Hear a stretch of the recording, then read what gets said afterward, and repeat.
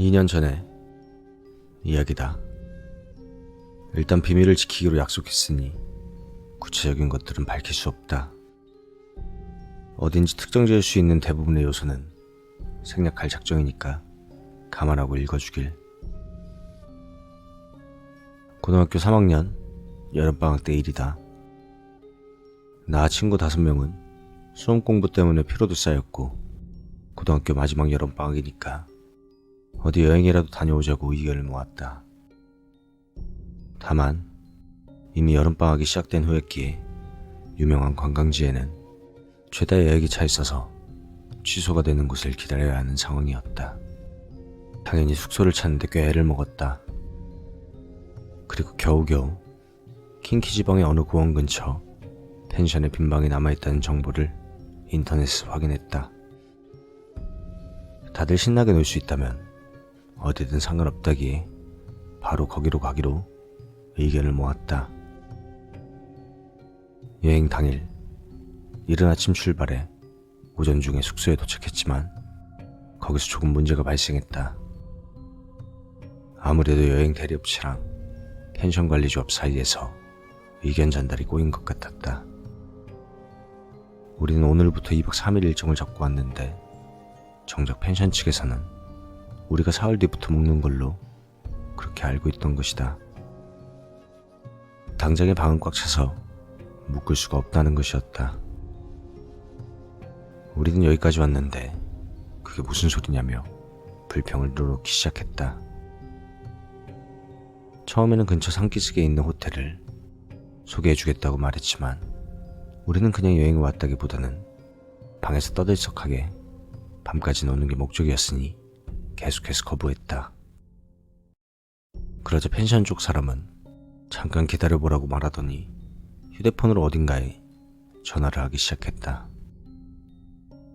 전화 내용은 잘 들리지 않았지만 어딘지 모르게 꽤나 안절부절한 느낌이었다. 그리고 그대로 15분 정도를 통화를 하더니 뭔가 결정된 듯 우리에게 다가왔다.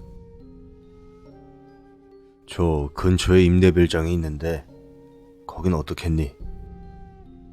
뭐 어찌됐든 우리 잘못이니까 요금은 펜션 반값에서 30% 빼줄게. 우리는 그럼 됐다 싶어 오케이 했지만 뭔가 돌아가는 꼴이 요상했다. 아무래도 그 임대별장은 오랫동안 쓰지 않았던 곳인 것 같았다. 준비와 청소에 시간이 조금 걸릴 거라는 것이었다. 그 사이 우리들한테는 교통비랑 수족관 할인권을 줄 테니 거기서 시간을 보내다가 저녁쯤에 오라는 것이었다. 그리고 그 수족관은 펜션과는 꽤 떨어진 곳에 있었다. 아예 다른 현에 대도시에 있는 수족관이었으니까. 우리가 돌아오고 나니까 이미 저녁 6시 가까운 시간이었다. 준비하는데 이렇게 시간이 오래 걸려? 완전 버려져 있었던 데 아니야?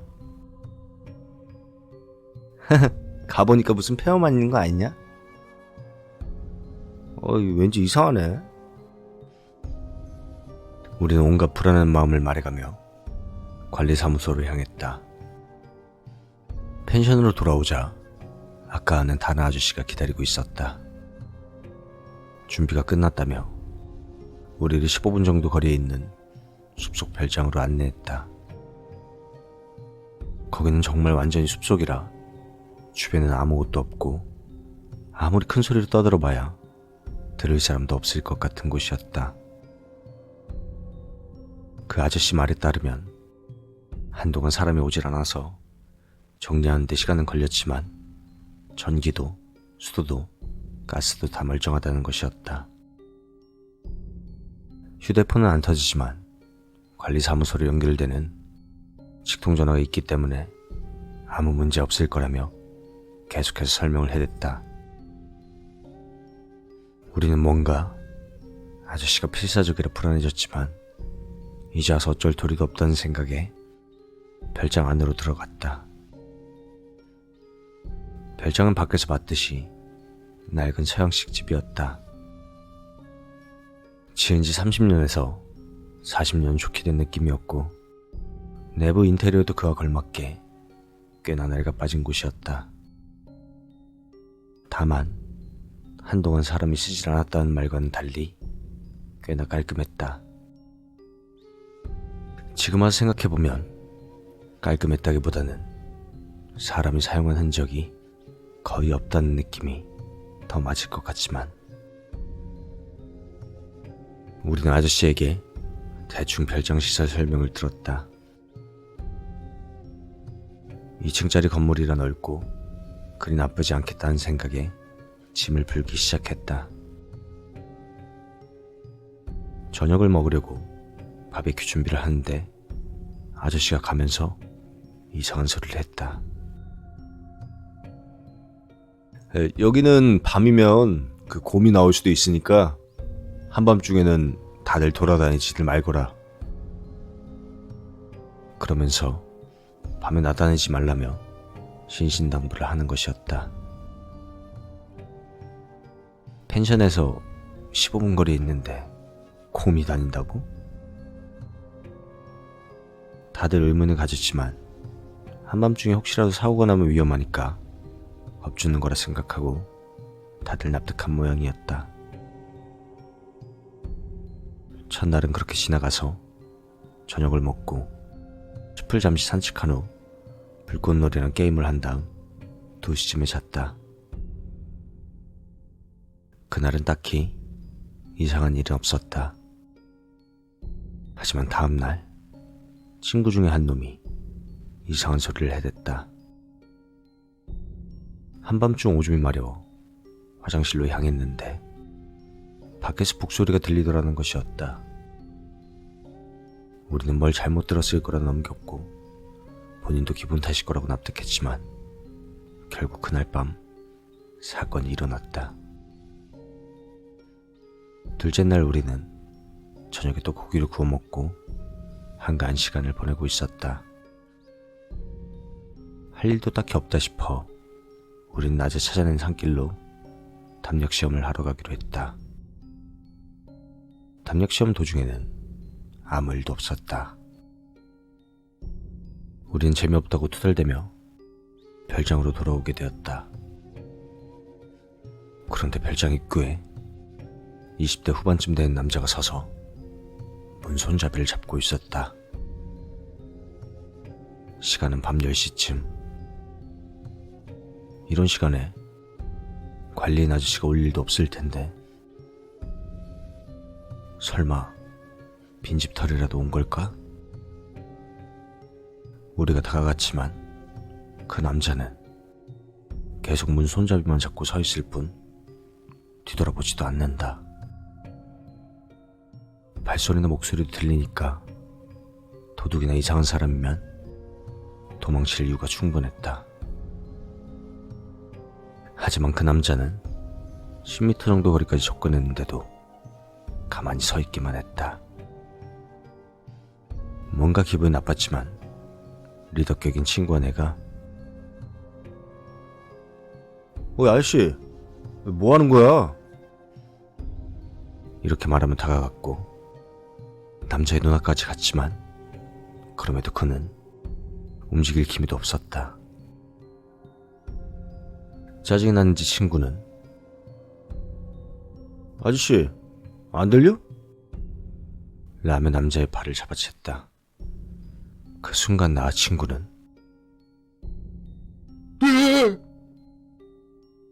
이렇게 큰 소리를 지르며 뒤로 꽁무니를 내뺐다.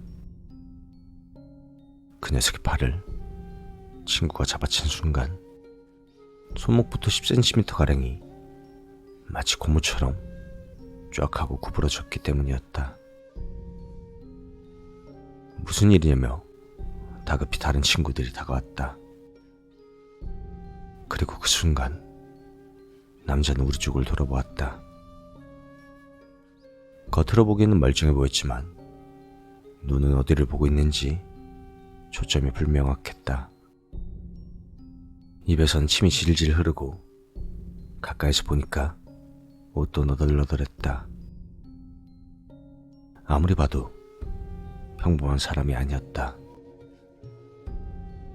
우리가 멍하니 남자를 보고 있자 남자는 우리가 전혀 보이지 않는 듯 그대로 휘청휘청 숲속으로 사라져갔다.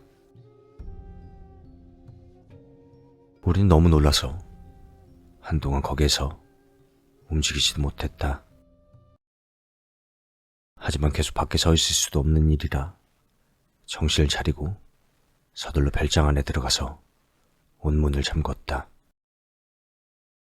다들 문이란 문은 다 잠그고 거실에 모여 방금 있었던 일에 대해 이야기하기 시작했다. 야, 뭐야 저거? 야, 저거 귀신이냐? 하지만 팔을 잡았잖아. 팔이 어떻게 저렇게 구부러지냐?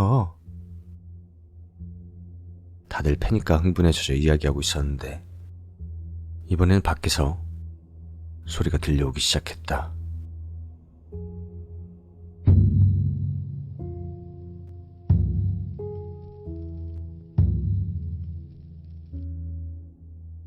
북소리 같았다. 그 소리는 천천히 우리 쪽으로 다가오고 있는 듯했다. 우리는 모두 입을 닫고 귀를 곤두세워 소리가 나는 쪽으로 온 신경을 집중했다. 소리가 뜰 근처까지 다가오자 불안이 최고조에 달한 나머지 나는 참을 수가 없었다. 그리고 거실로 가서 커튼을 열고 밖을 내다보았다. 그러자 어둠 속에서 무언가 커다랗고 둥근 것이 이쪽으로 다가오는 게 보였다. 북소리 같은 소리는 그 물체에서 나는 것 같았다. 둥 하고 소리가 나면 구르고 또 둥 하고 소리가 나면 멈췄다. 그걸 반복하면서 큰 길부터 별장에 이르는 길로 천천히 다가오고 있다. 크기는 5, 6m 정도는 됐던 것 같다. 다른 친구들도 창밖을 보며 움직이질 않는 내가 걱정이 됐는지 다들 다가왔다가 그것을 보게 되었다. 한동안 다들 아무 말도 못하고 바라만 보고 있었다. 어두워서 정체가 뭔지도 알 수 없는 데다가 누구도 입을 열지 못해 계속 그것만 바라봤다. 그러던 도중 그것이 꽤 가까이 와 현관 앞까지 다가왔다. 현관에 달린 방범용 라이트가 켜졌다. 그 순간 나는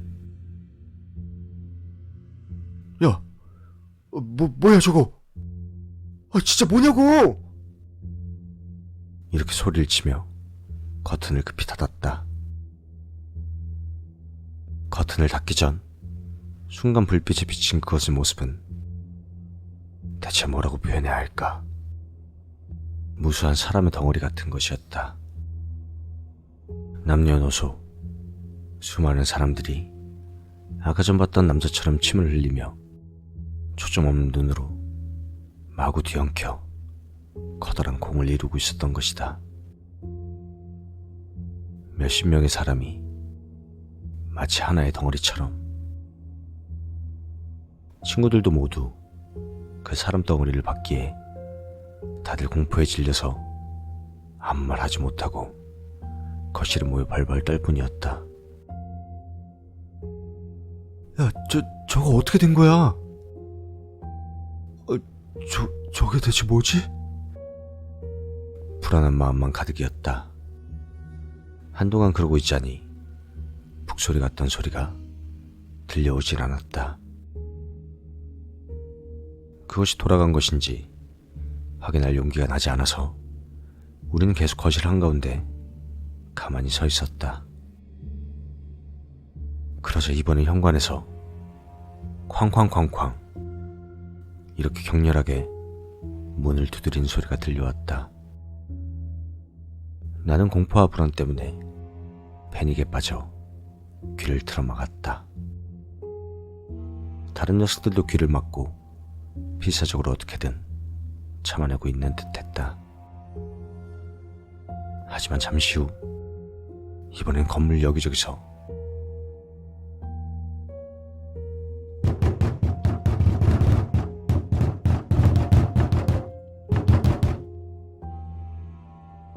창문과 벽을 수많은 사람이 미친 듯 두드리는 그런 소리가 들려오기 시작했다. 도저히 견딜 수 없었던 건지 한 친구 녀석이 그제야 입을 열었다. 야, 이거 우리 전화하자. 관리사무소 식통전화 있다며. 빨리 전화해서 살려달라고 하자고. 우리는 그제야 전화가 있었다는 걸 떠올리고 서둘러 현관에 있는 전화기로 급히 달려갔다. 두세 번 신호음이 울리고 별장까지 우리를 안내해줬던 아저씨가 다행히도 전화를 받았다. 아저씨에게 필사적으로 사정을 설명하자 아저씨는 혼잣말처럼 중얼거렸다. 설마 아직도 나오다니. 그리고는 말했다. 일단 설명은 나중에 해줄 테니까 거실에 불단이 있을 거야. 거기 부적이랑 셀로판 테이프가 있을 거란다. 그 부적을 현관문에 붙이고 기다리거라. 우리는 무슨 소리인지 이해가 안 갔지만 딱히 방법도 없고 해서 거실로 돌아와 불단을 찾기로 했다. 불단은 방구석 천장 근처에 있었다. 의자를 써서 안을 들여다보니 정말 지폐랑 테이프가 있었다. 우리는 그걸 가지고 서둘러 현관과 거실 입구, 창문에 부적을 붙였다. 창문에 부적을 붙일 때 최대한 밖을 보지 않으려 했었지만 한순간 밖으로 시선이 가버렸다. 밖에는 창백한 팔이 여럿 창문을 두드리고 있었다. 팔 너머에는 아무리 봐도 팔의 위치와는 맞지 않는 부자연스러운 위치에 사람의 얼굴이 보였다. 그 얼굴 역시 초점이 맞지 않는 눈으로 침을 질질 흘리고 있었다. 나는 밖에 있는 그것이 어떤 상태인지 무서워서 생각조차 할 수 없었다. 그리고 그렇게 몇 시간 정도 지났을까? 밖에서 해가 밝아올 무렵에야 벽과 문, 창문을 두드리는 소리가 사라졌다. 그런데도 아직 그게 돌아올지 모른다는 생각에 움직이지도 못하고 그저 가만히 서 있었다. 한참 동안 있자 멀리서 차가 오는 소리가 들려왔다. 차는 뜰에서 멈췄고 여러 사람 발소리가 들려왔다. 곧이어 초인종 소리가 울렸고 얘들아, 괜찮니? 하는 사람 목소리까지. 우린 살았다라고 말하고 서둘러 밖으로 나갔다. 처음 펜션에서 만났던 아저씨와 안내해준 아저씨, 그리고 다른 아저씨가 3명 더 있었다. 다들 미안해하면서 말했다. 얘들아, 정말 미안하다. 이제 괜찮을 거라고 생각했어. 사장원 가면서 설명해 줄 테니까 어서 짐을 정리해서 나오렴. 쓰레기 같은 건 내버려둬도 괜찮다. 우리는 짐을 챙겨서 별장에서 빠져나왔다. 그리고 차를 타고 우리는 신사로 갔다. 함께했던 3사람은 그 신사의 관계자인 듯했다. 우리는 금세 마음이 놓였고 긴장이 풀렸다. 살아남았다는 기분도 강했지만 그 이상으로 분노도 차올랐다. 왜 저런 데다가 사람을 묻게 하는 건데요? 그러자 신사의 신주 같은 사람이 이런 이야기를 해줬다. 그곳은 쇼와 40년대까지는 그저 평범한 숲이었다고 한다. 관광지 개발이 시작되면서 40년대 말부터 사람들이 들어오기 시작했다는 것이다. 개발은 순조로이 진행됐지만 그 별장을 지은 쇼와 50년대 전반 무렵부터 이상한 일이 일어나기 시작했다고 한다. 별장이 원인인지 개발 그 자체가 원인인지는 지금도 모르지만 그 북소리와 사람 덩어리가 그 무렵부터 출몰하기 시작했다는 것이다. 원래 별장 주인과 그 다음 별장을 산 사람은 거기서 묵던 도중 실종되었다고 말했다. 그타자 그 별장이 매각되어 지금처럼 관리조합 소유의 임대 별장이 되었던 것이다. 그 후에도 몇 번이고 그 사람 덩어리는 나타났고 딱히 피해자는 없었지만 목격한 사람들에게 엄청난 불만이 이어졌기에 심사에서 10여 년 전에 액막이를 했었다는 것이다. 액막이 후에는 별장은 방치해뒀지만 청소나 정비 때문에 별장에 들렀던 사람들에게는 그것이 나타나지 않았기 때문에 슬슬 괜찮지 않겠나 싶어 우리한테 빌려줬었다고 한다. 그리고 그 결과가 어젯밤 나타났던 거고 우리는 완전히 피해자 입장이었으니 불만이 계속해서 늘어났다. 펜션 관리인은 교통비랑 식비를 모두 지불하고 별장 이용료도 면제해주겠다고 했다. 얘들아, 다음에 이쪽으로 여행을 오면 내가 반값도 할인해 줄 테니까 아무튼 정말 미안하지만 이번 일은 없었던 걸로 해주면 안 되겠니? 우리는 뭔가 불합리하다는 생각도 들었지만 뭐 이런 일로 경찰에 신고를 해봐야 믿어주지도 않을 거라는 생각에 마지못해 받아들이기로 했다. 직접 겪은 사건은 이 내용이 전부다.